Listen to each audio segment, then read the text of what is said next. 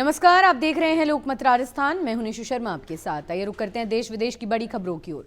Barmer refinery में देरी को लेकर नेता प्रतिपक्ष टीकाराम जूली और भाजपा नेता राजेंद्र राठौड़ के बीच आरोप प्रत्यारोप का सिलसिला जारी है। लेकिन ये रिफाइनरी की बात अब तक सियासी संकट तक पहुंच गई है और ये बात अब कांग्रेस की गुटबाजी और वसुंधरा राजे तक पहुंच गई है। राठौड़ ने जहां कांग्रेस की गुटबाजी पर तंज कसा तो टीकाराम जूली ने राठौड़ के वसुंधरा राजे से दूरी बनाने का कारण पूछ लिया। विवाद की शुरुआत पूर्व सीएम अशोक गहलोत के 4 दिसंबर को रिफाइनरी पर किए गए ट्वीट से हुई। गहलोत ने रिफाइनरी शुरू होने में देरी और लागत बढ़ने पर सवाल उठाए तो राठौड़ ने पलटवार करते हुए देरी के लिए कांग्रेस को जिम्मेदार ठहराया। इस पर टीकाराम जूली ने पलटवार किया। फिर दोनों के बीच वार पलटवार का सिलसिला शुरू हो गया। नेता प्रतिपक्ष टीकाराम जूली ने राजेंद्र राठौड़ को जवाब देते हुए एक्स पर लिखा कि रिफाइनरी पर बोलने से पहले आपको अपनी गिरेबान में झांकना चाहिए था। आप पर उल्टा चोर कोतवाल को डांटे वाली कहावत बिल्कुल सटीक बैठती है। आप किस गति की बात कर रहे हैं? सच यह है 2013 में कांग्रेस सरकार की स्वीकृति रिफाइनरी को 2014 से 2018 तक आपकी सरकार ने अटकाए रखा।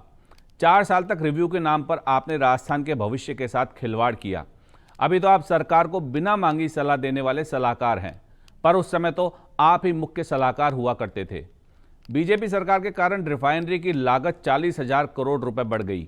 वहीं राजेंद्र राठौड़ ने पलटवार करते हुए कहा कि शायद आप भूल गए हैं कि आपकी ही सरकार ने 6 विधायकों को सलाहकार की उपाधि दी थी।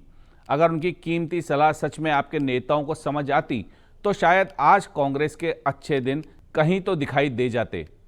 मुझे आपके प्रति सहानुभूति है कि आप उस वक्त सलाहकार की भूमिका में नहीं थे, वरना 25 सितंबर 2022 का वो कुख्यात घटनाक्रम जिसने आपकी पार्टी की अंतर्कलह को देश भर में तमाशा बना दिया था, शायद घटित ही नहीं होता।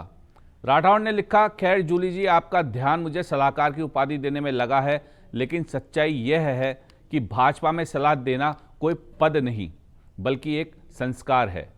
मैं तो हूं ही, जैसे मेरे हजारों समर्पित कार्यकर्ता रोज अपनी सरकार को सुझाव देते हैं, और फर्क यह है कि भाजपा सरकार उन सुझावों को सुनती भी है और लागू भी करती है। फिलहाल के लिए इतना ही। ऐसी तमाम ताज़ा खबरों के लिए आप देखते रहिए लोकमत राजस्थान।